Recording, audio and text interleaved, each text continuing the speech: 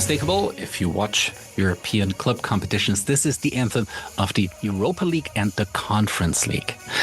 And before this song came on in that stadium in Celje, Slovenia, where you just heard that one warm August night about a month ago, I had to drive from Sarajevo through the mountains back into Croatia, return the rental car, the Opel Mokka in Zagreb, Uber to the train station and catch a incredibly picturesque, I think you'd say, train ride through the northern part of Slovenia, Croatia into Slovenia. I had to change trains at Zidani Most, a fabulous train station. It's just mountains and river around it, basically. And then got out in Celje. Check the socials these days for pictures from that trek. And when this Conference League anthem song came on in Celje, Slovenia, that warm August night a month ago, today's guest had a lot of work behind him already while I was on the train on my way up. He is Rok Gregoric, press and PR wizard of Nogometni klub Celje, NK Celje, a Slovenian club that was long kind of middling in the league of an already small country. I can say that. I'm Austrian, small country too. But they've made it to the group phase of that Conference League last year and again this year. Not Ljubljana, the capital, not Maribor with its big club, NK, but Celje. A really pretty quiet city between those two main Slovenian towns. So what gives? Well, why the success? But also, what goes on in a smaller club like this when the European qualifiers or even group phases come to town? So what happens before that anthem comes on in the stadium? How do they coordinate with the visitors? What security arrangements have to be made behind the scenes? Where does all the UEFA signage come from? Which media gets which access, etc., etc.? So we'll explore all of that today on the last of the three Balkans episode. We'll talk a little bit about Slovenian football, the standing of Celje, and maybe some visions for the future of that club as well. It's a bit of an odd bird among Slovenian clubs in many good ways as well. And Rok is here to tell us about it. I've heard from a few of you about the Ivica Osim double episode, and I'm grateful that story seems to have touched some of you. Do let me know your thoughts. This is in part why I do this. For conversation, for community, and for storytelling. Be in touch via social media, via voicemail. Link is in the show notes. And while I'm at it, please do leave a rating on the podcast app of your choice. It really does help. And last but not least, congratulations to Železnikar Sarajevo, which won the city derby against FK Sarajevo at the Stadium Grbavica this past weekend. It was heartwarming to watch that game via stream there and see the place that I'd just been to a month ago just explode with joy. And I remembered Nedim Hasanbegovic's word at the end of last episode. He said that in that Stadium Grbavica on game days, you can see a little bit of Osim there. And I have no reason to doubt him.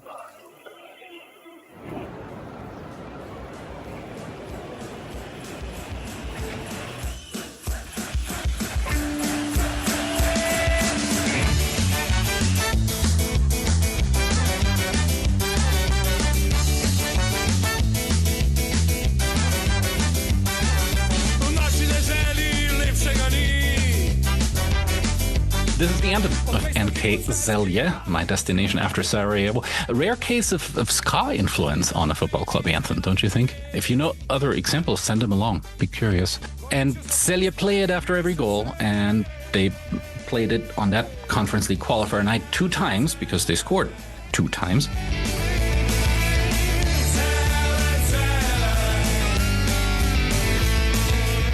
Visitors Lugano from Switzerland scored even 4 times, but that didn't help them. They had lost the first leg 5-0 to Celje already. There were only about 30 Luganese that came along with their team, but they did have a solid showing in the away section. After the game, I joined the press conference, met Celje's rather remarkable coach. We'll talk about them at the end of this interview. And after I returned to the US and it was clear that Celje had made it to the Conference League phase again, I caught up with Rok, and here he is from the inside of a Conference League group phase in a smaller European club.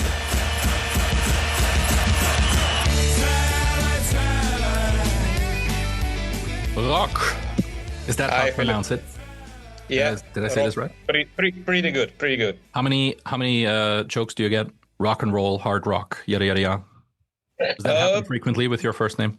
With my first name, not. It's more of my last name, just because my last name is Gregoric, and a famous poet in Slovenian history is Gregorčič. So it's kind of similar. So my last name was, let's say, a target of jokes in my youth, not my first name. Okay. First name is spelled R-O-K, not R-O-C-K, by the way. Yep. And your last name is the same as one of our national team strikers in Austria as well. It's just exactly. At the end is a SCH in Austria. Yeah, Michael was also... I tried to use him as when I was making jokes with my friends watching the Euros. Also, Slovenia played against Austria. Yes. I think in the qualifiers, or it was recent. And I was making a joke that he is my distant relative. So yeah, I know of Michael. Yeah. Which might not even be unlikely, given that the region that Celje is in has deep connections to that part of Austria, which is the part of Austria that I'm from, so Steiermark and Styria. Yeah. The name is similar until today, and we're already in the weeds. So let's say where we're at. We're in Celje, in Slovenia, where I spent a lovely evening in the return leg of the qualifier toward the Conference League against Lugano. Rok is connected to the club, hooked me up while I was there. Why don't you say a little bit about who you are and what your position in this now the most successful Slovenian football club currently internationally? What your work there is? So my title, let's say official title, is head of PR, or let's say I take care of all the things related to the media. I also take part in creating content for our social media channels, be it Instagram, Facebook, YouTube, Twitter, TikTok, whatever. Given that the club is, in terms of European football, quite small, there are not a lot of people. Media team consists of me and my other colleague, Gaspar. So we basically create on a daily basis, let's say, a plan of what we want to do, what we want to create. When you visited our club, I'm also taking care of accreditations of media passes for such games. Because qualifiers are a bit different to the UEFA League competitions, where the broadcasting manager from UEFA takes care of that part of the, let's say, organizing the game. But my connection to the club is actually through my mother, because my mother comes from Celje. She grew up in Celje, but later on met my dad in the, let's say, their student era. They moved to the other side of Slovenia, in Nova Gorica, where was actually my first job in the football club. I also basically was doing the same job, just on a smaller level, because Gorica, even though historically is very important to the Slovenian football, now finds itself in the second league. So after one season in Gorica, I moved back to Celje through some connections. So at the end, given that when I was born, my mother and father didn't have their own flat. They was renting it. So my first permanent residency was in Celje, and now the life brought me back to the, let's say, the city that was my first city that I lived in as a kid. And given that I love football, I ended up in being part of the football club, and also I studied, funnily enough, journalism, and now I'm on the other side of the microphone. So but you're putting both of that to work. Background.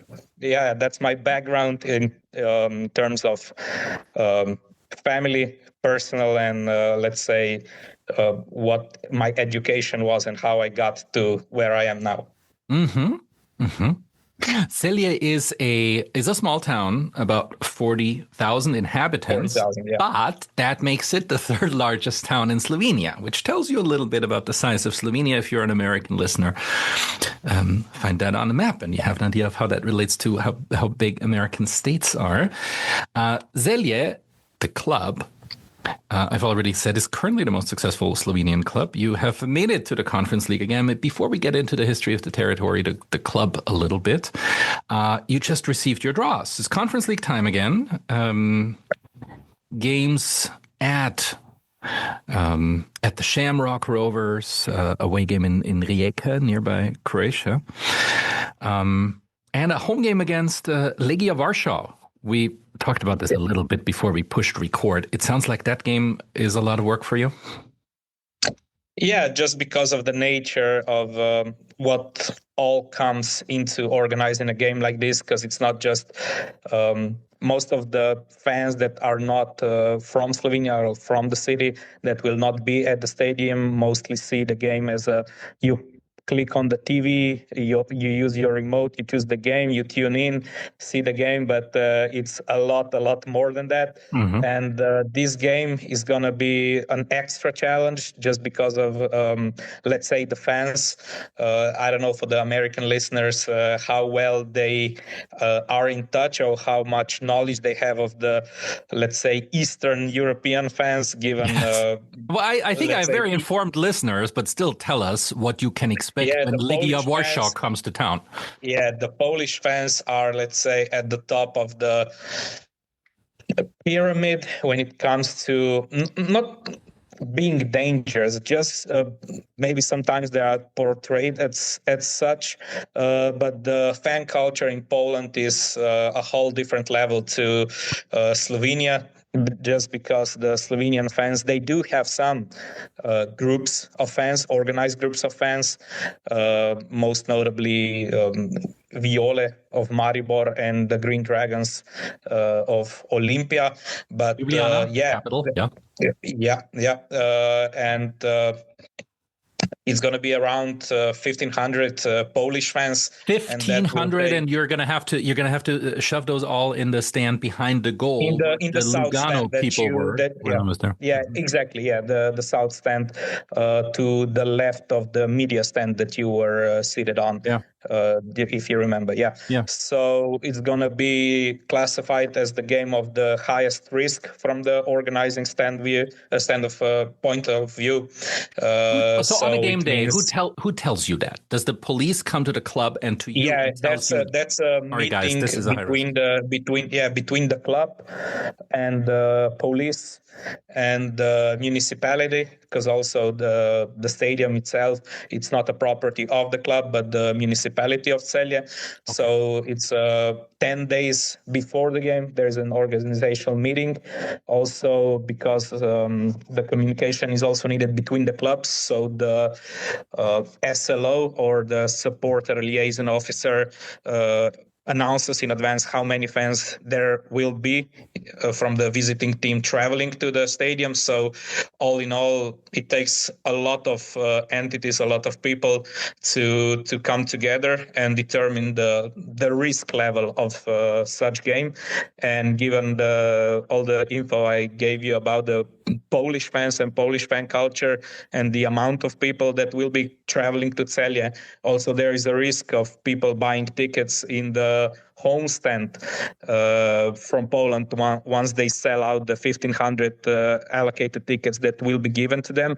We're gonna have I don't know the exact number because the meeting hasn't happened yet, but it's gonna be a lot of security, a lot of police force, just to be sure. Hopefully nothing happens. Mm-hmm. We will be the happiest as the club if nothing happens, but just given the history and not the ferocity, but just Polish fans in general, you need to be careful in advance to avoid such situations. Yeah, and if you want to listen to it, last year we had a wonderful episode about Polish fan culture, which is in its traditional form, maybe in its last day. So you can listen back to that again as well. How many people do fit in the stadium altogether in Celje? Altogether, just above 13,000.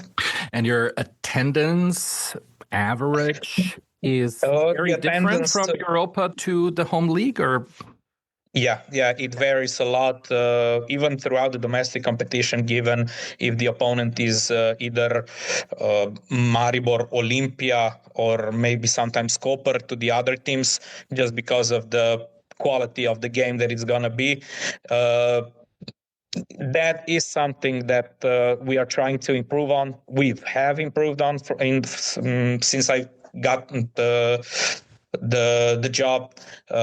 We are working together with a marketing manager closely.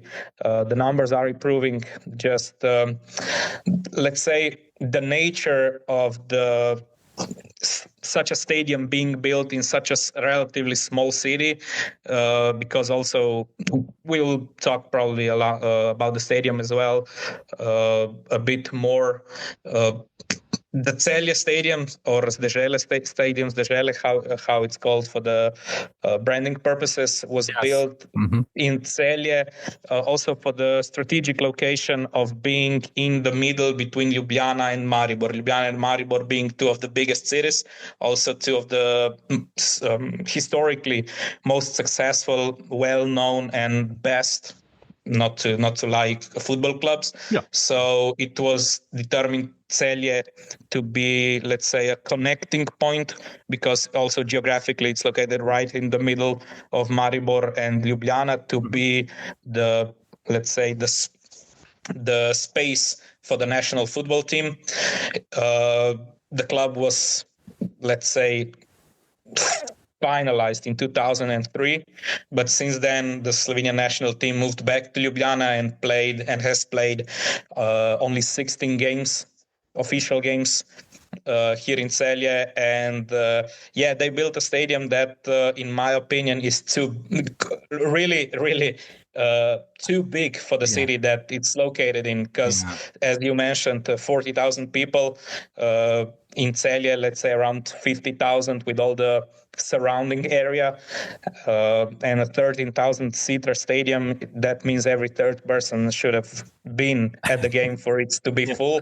They built a stadium for the national team. They abandoned the plan, and as I joke, we are stuck with the stadium that it's too big for the city that we are located in. I will say, your organized fan groups behind the goal, though if they did not fill out the stand, did well. I was quite impressed with their performance against Lugano. Could you take us through the game day a little bit? Let's say Legia comes to town. It's going to be a Thursday. Rok wakes up in the morning. If he slept at night, I hope you get a good night of sleep before then. And then what happens? How does a game day in the Conference League look like for a small club that doesn't have the kind of organization that clubs from bigger leagues do? Yeah, European game is not just the game day, the match day. It's the whole week, because on Monday we have a organizational meeting for the club. So every segment of the club is well prepared, because on Tuesday morning, the signage team from UEFA that will take care of all the LEDs, all the branding, everything arrives with a really big truck. I've never seen such a big truck before. Hold on here for a little bit. UEFA sends a truck to every playing location that week with the branding material. I've been wondering in the past, do the clubs have to purchase that and then put it on? No, UEFA sends people? No, UEFA sends their own truck. Before the league stage, for the clubs that were not part of the European competition yet, they send the team for the site visit, so it can be determined all the dimensions for the branding material.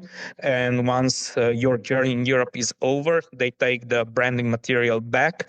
After every single match day that takes place in your stadium, they take the branding off, and there is a storage, I believe it's in Switzerland, where that, let's say, dimensions and everything else connected to your stadium, there is like I would guess, a manual for every single stadium that's been a part of the European competition.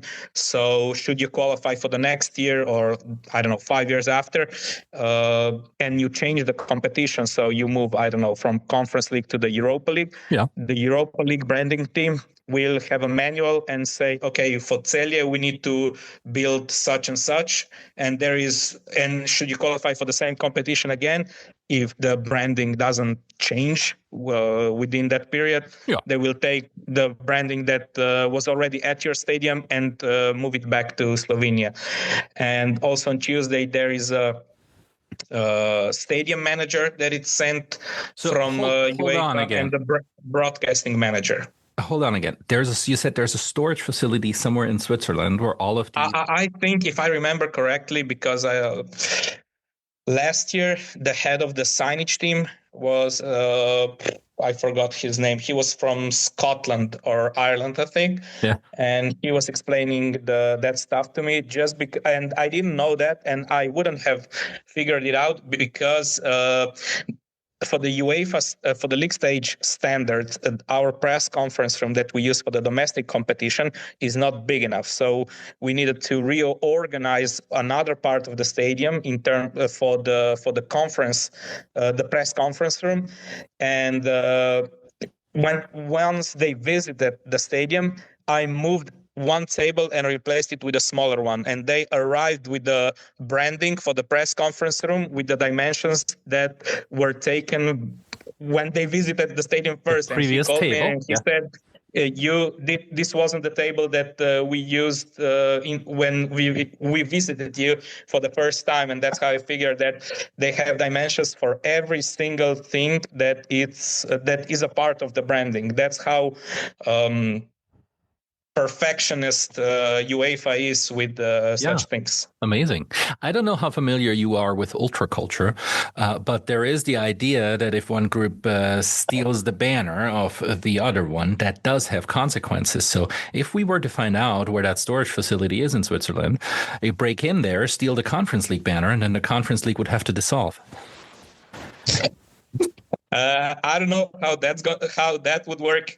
I think the security is pretty good, given that the money that's invested in competitions. Okay, Conference League is a smaller fish, but I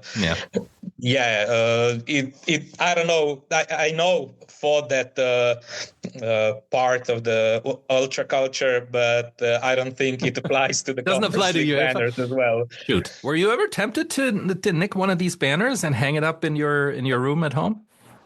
Not the banners, but we did get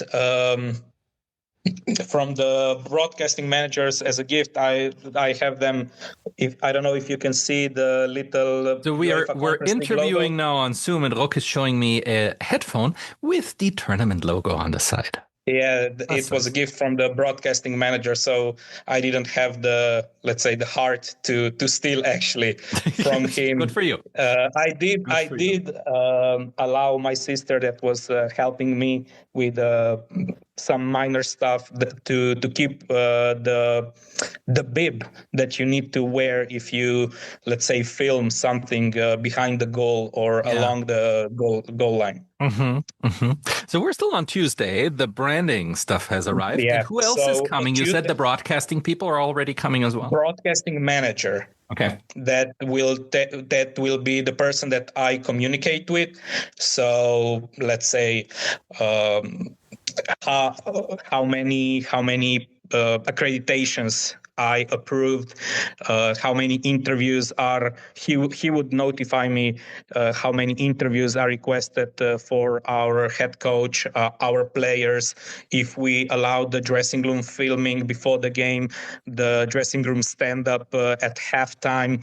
Basically, we determine for every single game what the media would want and what we allow, and we try to find the middle ground that is like the negotiables of our part. But then we need to check the broadcasting facilities, if everything is in order. The media stand, we will always check so every single person that is located on the media stand must have the accreditations. Also, if the signage is correct, that you need to have a media pass for entering the stadium. Every single detail is taken care of, and it might be a lot of people from UEFA that because you are used to such a small amount of people working at the club, that once you see how many people UEFA sends, you're like, if that would have been us, we would be like 30% people less. But that's why their system works so well. Everything is taken care of, and if something is not as it should be after every single game, there is a report. Yeah, there is a report of what needs to be improved on. So that Tuesday is basically less details. In the morning, in the afternoon, there is an organizational meeting with the stadium manager that is sent. So basically, UEFA sends the broadcasting manager, the signage team, and the site manager or the stadium manager. So are these normally nice people? Like, do you get along well with them, or do you get grumpy? Yeah, I only have a good experience. Okay.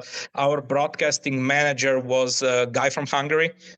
So that was the person that I spent the most time with.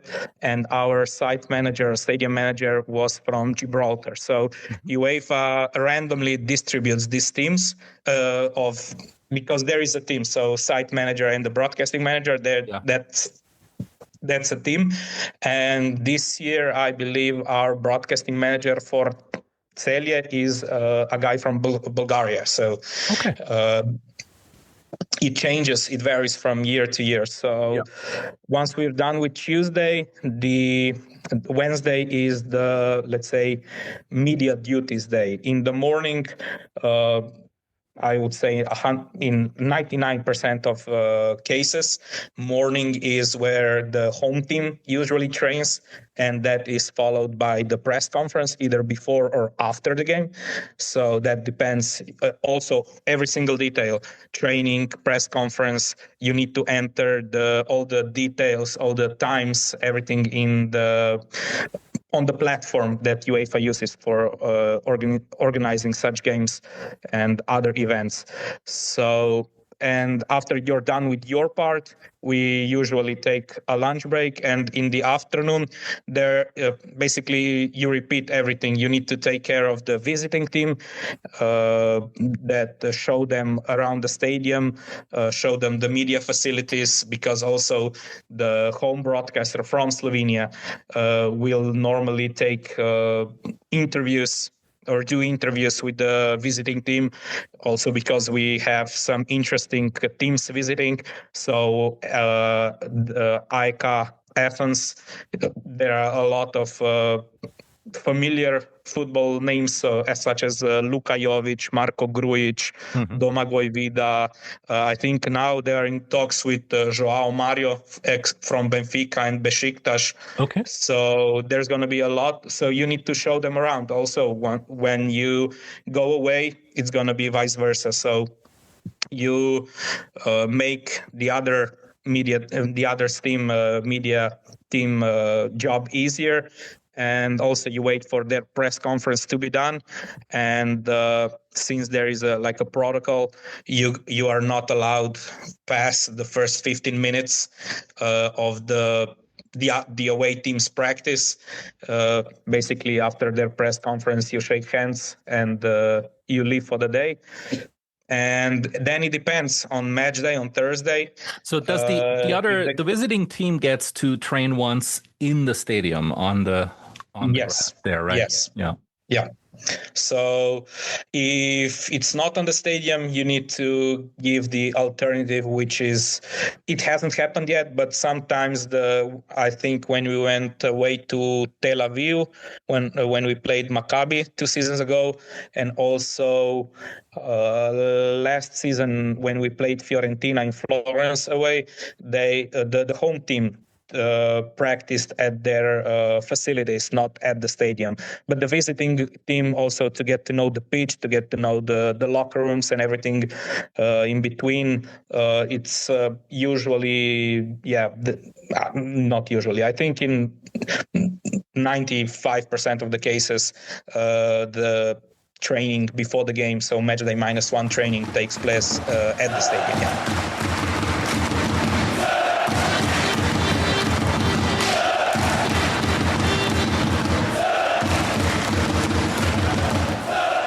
And then Thursday comes. When I visited you on a Thursday, I got up at around 4 in the morning in Sarajevo. That's where I came from that day. I hope you got a little bit more sleep. But on a game day Thursday, I assume it's go the whole day, right? Yep, almost the whole day. It's just now that we are in full understanding how to organize such European games, games of such importance, it's much easier. At the beginning, yeah, it was a challenge. I will admit, on game day, we would come to the stadium at like 10 in the morning just to be ready for anything that could have happened. But now that you get some experience, also the knockout stages of the Conference League, that's a challenge in itself, because the standard also raises. So, for example, if the press conference room needs to have, I don't know, I'm gonna tell you a number, I don't know, 50 seats. Now it's up to 60. If in the league stage you don't have the simultaneous interpretation, now it's a must. So for the knockout stages, the level of requirements is raised, understandably so. Yeah. But for the qualifiers, it's a little bit easier. Now, for the game against Lugano, we arrived at the stadium at around 1-2 p.m.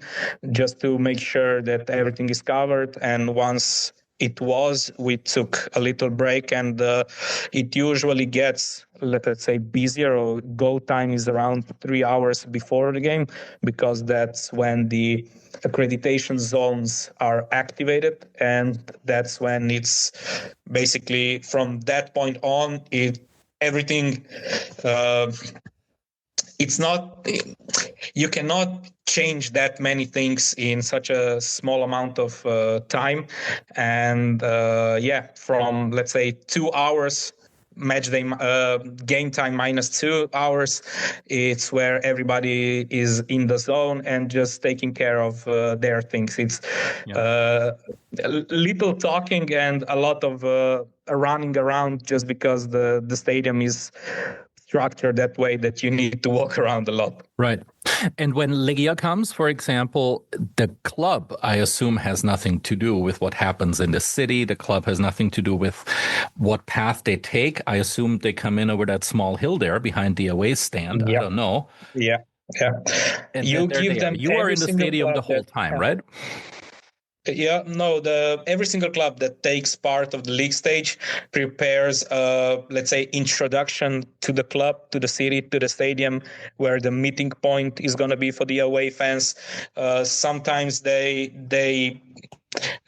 stick to what they are told. Sometimes they, given that the meeting point is not located at a place that would allow such amount of people, the bigger groups usually meet in the city center, and from then on they march with the banner towards the stadium, and that sometimes causes a traffic collapse, because I can see that because I walked to the stadium as well, to that game. Yeah, and I walked from the city center. Yeah, that was the case when in the next round, Lugano's fans were not in abundance, but the ones of Banik Ostrava were. They basically grabbed every single ticket that was available to them, and so. And they marched from downtown up to the stadium. Yeah, it's around 15-20 minutes walk, and they sing their songs. They have the banners, the pyros, so it's a nice show to watch. But you are on their toes waiting for something to happen. Thankfully, it didn't. Everything went smoothly. So it's also a sign of respect to come to the away game. Also, on one hand, to support your team, but on the other hand, not to, let's say, destroy the visiting stadium. Also, because that means a fine, because you need the seats replaced, you need anything that would have taken damage to be taken care of. Yeah. You have never played Feyenoord Rotterdam at home, huh? No, yeah. We didn't. That cost us a lot of restrooms in Graz when they came.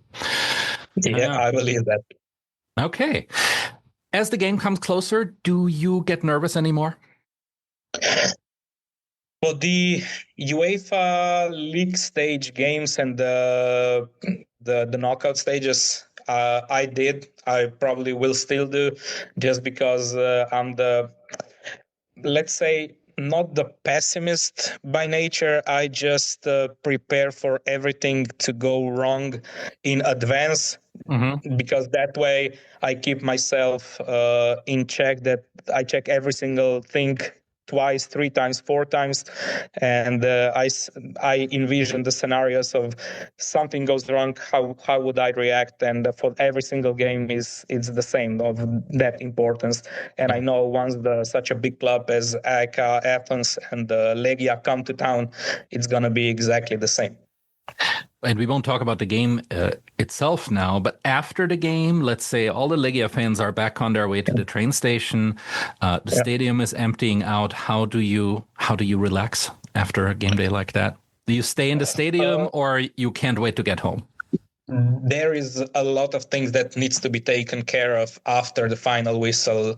Usually the first hour after the game is really hectic, just because of all the media duties, all the, let's say, live interviews, because the broadcasting manager would create a WhatsApp group with the media representatives from the home and the away team, and the broadcasters that are present at the game, because you can have, I don't know, 2, 3, 4 broadcasters or TV stations that have broadcasting rights for the competition present, and they need to submit the requests for the interviews from till the 80th minute of the game. And now it's up to you to decide whether you will try to give them everything that they asked for or not. So once you have 3, 4 broadcasters, it's a lot of, let's say, trying to catch a player. Hey, you have an interview here, you have an interview there. So it's a lot of running around. Then you cannot forget the mixed zone where, let's say, national radio is waiting for the interview, that it's not a broadcaster, but you would like to also be heard on the national radio directly after the game, because that's where the importance, or let's say, the most important space is the national TV or the national radio. So it's a lot of running around, and after the initial interviews, there is still a press conference that needs to be taken care of for the non-broadcasters, the non-broadcast media. So for the first hour after the game, it's still a lot of work to be done. Afterwards, it depends on the good result. You do an interview for your own social media. If the result doesn't go your way, you don't have to do that. But the real work stops the next day, because you still need to prepare the stadium for the domestic games. So Friday afternoon is where you can actually switch off. Friday afternoon. All right. It's a long game week for you. Yeah, the European weeks are basically, if there would be a mode just to get through the week with as little survival breakdowns as you can. Yeah. And you said you are what we call in English a contingency planner. So you like to run through different scenarios. You said, what could go wrong and how will I react? I'm sure that helps too. Well, you have the honor again in the Conference League. As I said, now the most successful Slovenian club. How come? And how does that fit into Slovenian football more broadly? You mentioned Maribor and Ljubljana. Those are the two traditional powerhouses. And now we have Celje. Why? Yeah, let's say the Slovenian football ecosystem is it's an interesting one. Most historically, as you mentioned, represented by Maribor and Olimpia. There is no running away from it. Maribor was also the first and so far the only club to qualify for the Champions League, also for the Europa League. Funnily enough, they haven't qualified for the Conference League yet, because in the last 6-7 seasons they weren't a part of the European competitions, which hurt them a lot, which is understandable. But even though the Olimpia and Maribor are the most successful clubs, they are not let's say, the only ones important. I mentioned Gorica. There is Koper. Mura has a interesting backing from the fans. But yeah, Celje was always, let's say, hovering around the fourth place, historically speaking. Also, Celje is notoriously known for losing the cup finals. This year, actually, in 2025, the cup returned to Celje after 20 years. So 2005 and 2025 were the years that Celje won the cup competitions. They lost almost 10 in a row or 9 in a row.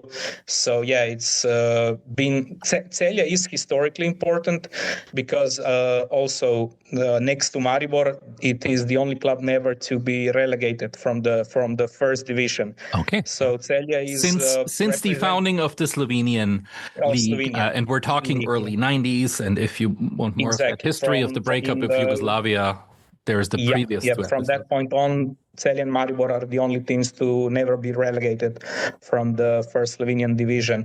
So Celje was always a stable club, just never, let's say, have had enough quality to compete for the national championship. And that all changed in the 1920 season, so 2019-2020 season, which was the specific season, specific year because of the epidemic that also caused for the domestic league to stop at one point. And Celje was, let's say, always as an underdog, flying under the radar. And in the last 5-6 games, it all flipped around. Celje jumped to the first spot and secured the first national title on the last game day at Celje Stadium. So that was a big historical moment for the club. And you couldn't really celebrate much because it's the pandemic. Exactly, it's the first shutdown, because of the restrictions. Yeah, because of the restrictions. That was one of the first games that looking back on it, probably could have sold out the stadium just because of all the anticipation and also an opportunity to be the first league title in club's history. And from that point on, the rise and the success is also enlarged due to the arrival of the investors. There was a investment group from Russia that stepped into the club. There was some growing pains. That the first season we finished 8th. Growing pains are natural when, let's say, an investor comes from a foreign country that is still trying to get to know the league. But they, once they realized all the challenges, everything that they needed to overcome, the club started to rise. And the second season was Celje finished second. The third season they repeated fourth season they repeated as champions. So the rise started with the arrival of the investment group. The investment group is connected to a longtime sponsor of the club, Cinkarna, I think it's what it's pronounced, the chemical plant. And the businessman is Russian, British, is that right? And that's the British connection? Russian, yeah. Also, what did the fans think? Owner of Bournemouth. Yes. So what did the fans think about this? We've discussed multi-club structures here in the past. Celje is a small club that by all means I didn't perceive any partnerships when I was there, but certainly was strategically placed as well. How did your fans react, and what did it do to the club's structure other than bring sporting success? As it comes with every single, let's say, foreigner or an unknown entity, there was a lot of skepticism present just because a couple of years earlier, the club had a really bad experience with investors that they turned out not to be from Ukraine. So there was a lot of skepticism present, understandably so. But I think they in general realized that they had a genuine interest of growing the club, and most importantly, so why the city itself, the fans bought in to the story of Celje was because the plan was always the base of the team needs to be the Slovenian players, even better if they are from the Celje Academy. So that was the main point, the emphasis of the new investment group represented by Valeri Kolotilo, who later on became our club's president. And and also important part, every single person from the group that is now part of the club learned to speak Slovenian. That is a big point, a big plus in the fans' eyes, just to see that we are not just here for the profit to invest something, get the money out, and then leave. There, also in the interviews that you can read online, Valeri our president was here 25, 30 years ago, fell in love with Bled. He now lives here, moved his family here. His youngest daughter is now part of the elementary school here in Celje, speaks fluent Slovenian. So they really have Slovenian and Celje, most importantly, best interest at heart, and that's why also as you saw in the game against Lugano, the attendance was one of the best that's been. Okay, we had a sold-out game against Fiorentina, but to have 5,000-6,000 fans at the home game, it wasn't something that was a regular thing in Celje, and because of all the little things, of course, sporting success helps, but everything was put in place strategically, and it's not let's say how it was with Manchester City and in a plastic way. That here it was really genuine people that fell in love also with the city of Celje because of its medieval history and everything else. They do love Slovenia. They do love the place that they are a part of. So everything connected itself, every single piece of the puzzle came together, and now Celje, as you mentioned, right now is the most successful club in Slovenia.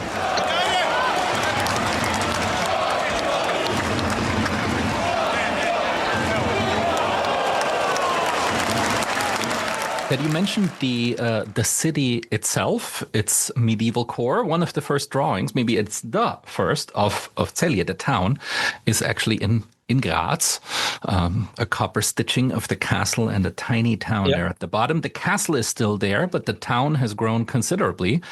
What kind of city is Celje? What does it live from? And if I was to move there, what would be the first thing I notice? So Celje has its roots as every single major Slovenian city in the ancient Rome times.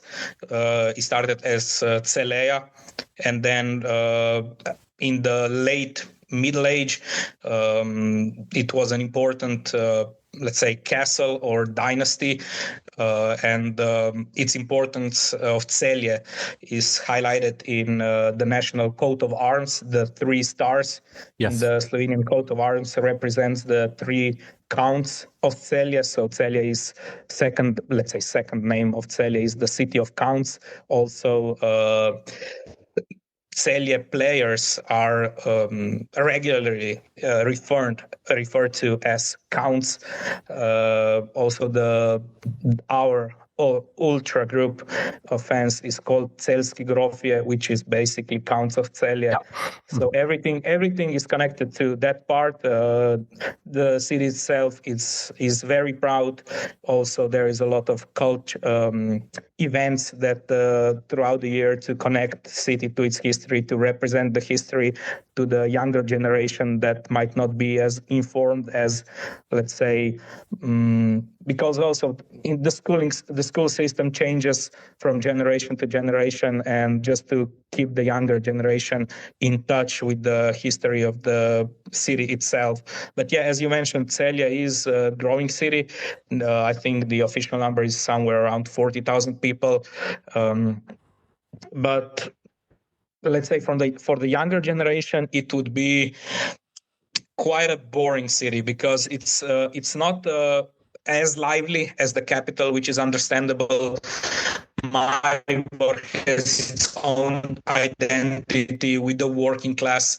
Celje is the third biggest city in Slovenia, but there is not a lot going on in terms of, I don't know, partying clubs. Yeah, there is some nightlife, but there is not, let's say, for the somebody that represents the club in the media, so from the PR department and stuff, it's a very welcoming fact because there are not a lot of distractions for our football players. Okay, I wonder how that plays in the transfer market. Do you play it up as in here you can just focus on football, or do you play it down as in, well, Ljubljana is close and you can have a fun time there?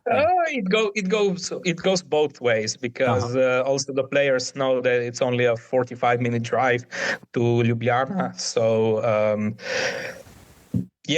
on one hand, as you mentioned, it's just purely focus on football. Also, the location of the city is connected to Savinja River, which has a lot of like banks to walk on. It's perfect for footballers that have young families, so children and stuff. So that's a big plus for them. And also, okay, now it's changed a bit. Just funnily enough, just like a month or two ago, I spoke with one of our best players from last season. He was here for 4 years, and he said that when he arrived in Celje, he could take a walk straight down the main street, or I don't know, in a public park, and nobody would stop him or recognize him. And now that once he's leaving after 4 years, also because of the rise and success of the club, he was getting stopped in the shopping mall to ask for pictures and autographs. So it has changed. The landscape of Celje has changed in that regard.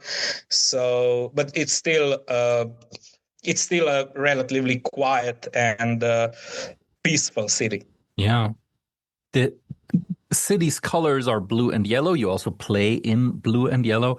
Is NK, which stands for Nogometni Klub, football club Celje, is NK the club of the city, always has been the club of the city, or are there local rivals or have been in this? There is a smaller club in the city called Champion, or in the translation Champion.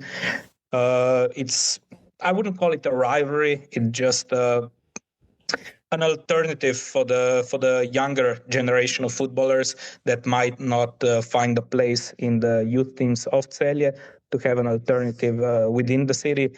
Generated, or let's say the club itself got put together by two previous clubs.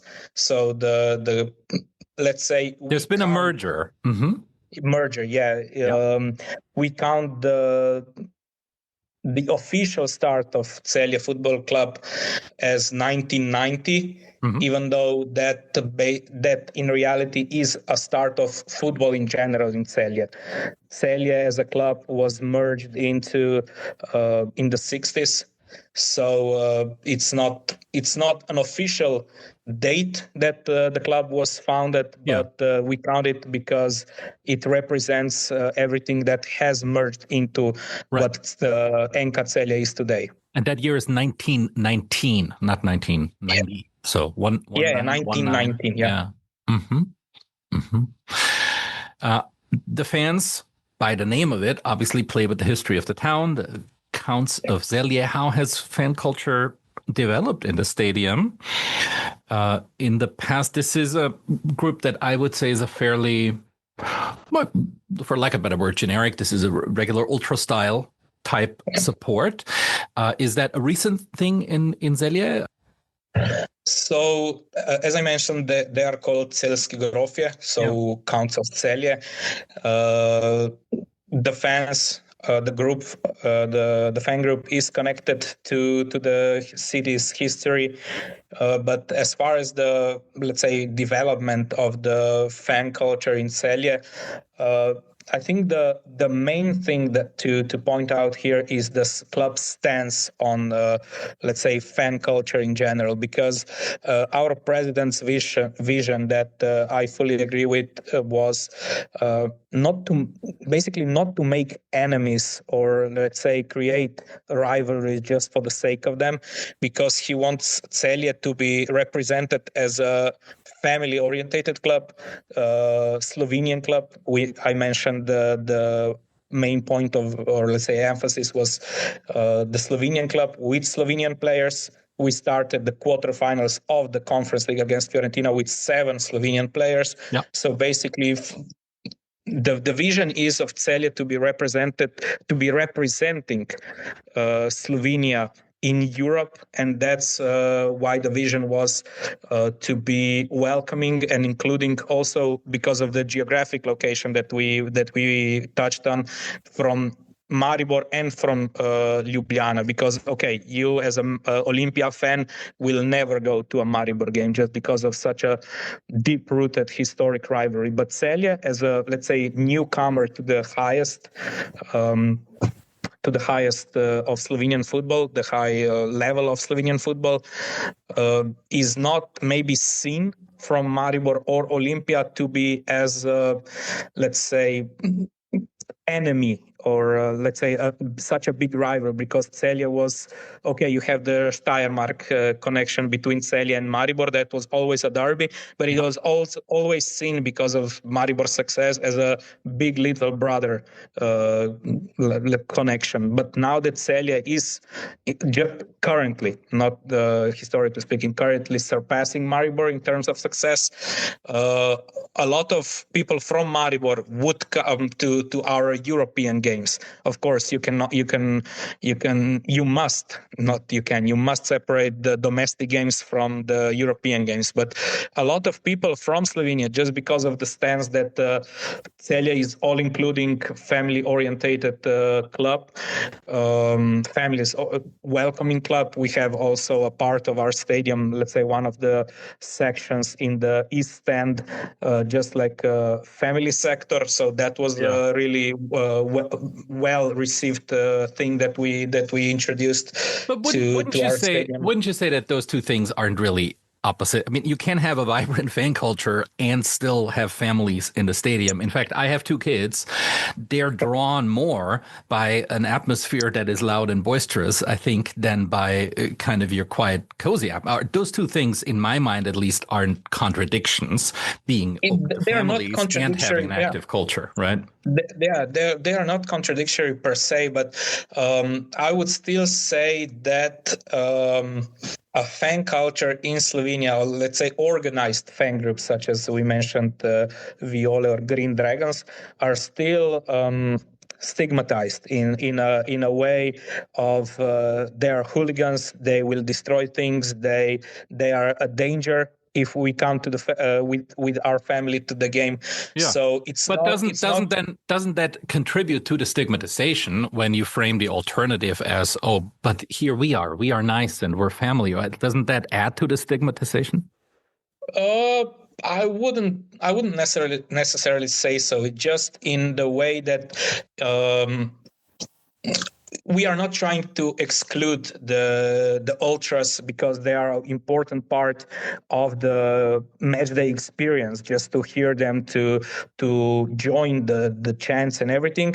So the club will never restrict that part. It's just that to position itself as let's say, the club that will represent the city, or will be the club of the city for the next generation. That's why also we targeted with a lot of activations, a lot of that's what family-orientated club was about, because Celje, for the majority of its history, since the Slovenia got independent, was a handball city. Celje is a historically successful handball city. They won the Champions League in 2004.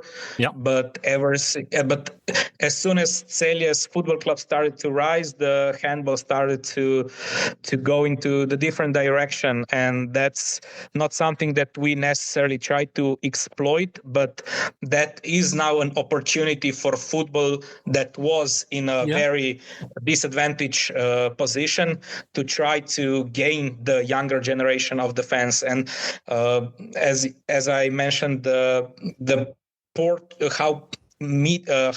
ultra fans are portrayed in Slovenia is still in a way that maybe are not something that would go alongside kids visiting the stadium as well. So we try to try, not necessarily that I agree with that point. Yeah. We try also to battle that point with combining one and the other, as you could have experienced in our stadium. Yes. The ultra fan group is basically located in the north stand, but the first sector of the east stand is the family sector. So basically they are separated by the stands, but they are the closest, so they can see, they can experience.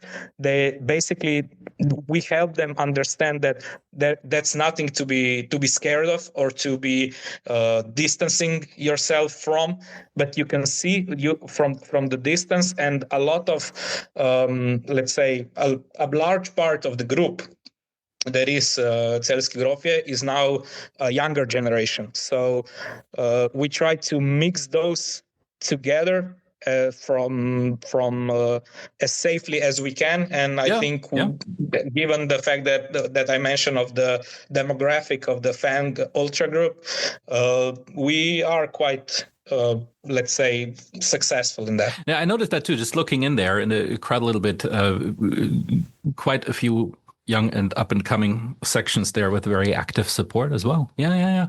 Are there conflict areas between the organized fans and the club? No, Not right now? Ever since I've become a part of the club, there was never like any real conflict. They, of course, which club tries to have as little problems with them as they can, in terms of giving them a feeling of being restricted of something, and the club and the ultra groups realize that every single thing that they might cross a line for, the club will pay the consequences. So it's an understanding between both of them. Of course, sometimes they will cross the line, sometimes that the club will do something that they could understand as crossing the line for them as well. But it's a never-ending conversation to keep both parties happy. Yeah. Wonderful. You already mentioned the stadium as intended as a national stadium. I don't know if we need to say anything more about the arena. If not, then I would say you have a really interesting coach right now, and we should name him and his story a little bit.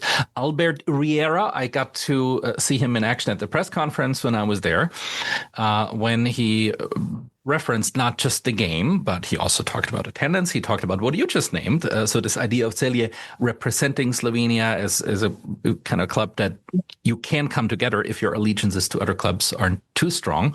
And that kind of vision. He talked about the numbers in attendance, etc. Who is he and what drives him and why is he at Celje? Albert Riera is, in my opinion, maybe not by the trophies won just yet, but I think is widely considered as the best coach that's ever coached in the Slovenian league. Not to take anything away from the coaches that were a part of the Maribor dynasty throughout their history, but Albert Riera is such a unique personality. Every single player that will be or was part of Celje or still is part of the Celje squad will name him as the best coach they ever worked with. He is trying to change the narrative of Slovenian football being an underdog. to take risks, not to, let's say, he always preaches being the team. So basically every single time that you step onto the pitch, you need to step onto it with the vision that you will be better, faster, stronger than the opponent. And sometimes he is intense. That's the way he is, but he always does stuff with the vision that his team will be the better one. Even when we played against Real Betis or Fiorentina, as we mentioned, Celje was, after the game, considered by, let's say, majority of the people that watched the game to be the better team. And they were always surprised that a team from Slovenia, that's also changing the narrative of Slovenia. He also wishes sometime to be the national team coach, because he found his partner in Slovenia. He loves the country so much that Slovenia was the country that offered him the first opportunity to be the head coach when he arrived as from the Galatasaray, where he was assistant coach to Fatih Terim. To coach at Olympia. And I think, he has his flaws, as we all do, in terms of, let's say, impulsivity. Or as I mentioned, he's intense, but it might be a flaw. It might be a flaw in Slovenia, but not necessarily in Spain, where he's from. That I think that's their nature. That's how they are. But he's an amazing person. He will always take his time to talk to you. And I think once he gets over the line of trusting you, he will always stick up for you, always take care of you as a person, as a player, as a club. He will fight to the end for you. So he's really unique, a visionary. He's an amazing person. And I think just having experience with him before, because he was also a coach at Olympia. Firstly, when he arrived at Slovenia, as I mentioned, then arriving to Celje, then moving to Bordeaux as quickly as he got the first offer to coach abroad. Also, Bordeaux being his former club, is understandable that he jumped at the opportunity. Then he came back. I think also, of course, as experiences go on, he matured as a person. So I think, all in all, Albert Riera is a very fascinating person. Has tons of quality. You can see that he comes from a country that sees football in a different way from us. Spain being, you need to be technical, you need to have possession, you need to be proactive rather than reactive. Yeah. And he always preaches you need to push the opponent to make a mistake, rather giving him the opportunity and time and waiting for the mistake from them to happen. So yeah, and it's visible too when I see, though, normally these underdog teams play high press, go for the second ball, and off we go, horizontal. Celje, from what I see, wants to play differently, and it doesn't quite matter who the opponent is. Exactly. Really interesting. Also, we should say, as a player, he didn't just play for Bordeaux. He also played for Man City. He played for Liverpool. He played for Olympiacos, Galatasaray. He's had an illustrious playing career as well. Exactly. And that's what he always says, that he tried to take the best of every single coach that he worked with, be it Luis Aragones, be it Fatih Terim, who he still mentions as one of the most important people in his coaching career. Understandably so, Terim still is an icon of Turkish football. So, and also, he wasn't always seen as the best, and I think that what propelled him with his, let's say, style. Basically, okay, I was the underdog too, but I've gotten to Liverpool, I've gotten to Manchester City with the belief that I can do it, and that's what he transmits to the players in terms of, I will make you believe that you can do it. And once the players see that they actually can do it, that's what elevates them to the next level. And a lot of players left for the higher level, one of the central defenders was sold to the Bundesliga club. Mm-hmm. Some went to Poland, to Turkey as well. So he elevates the players, and he's not greedy in terms of, okay, I developed this player, he's going to stay in Celje.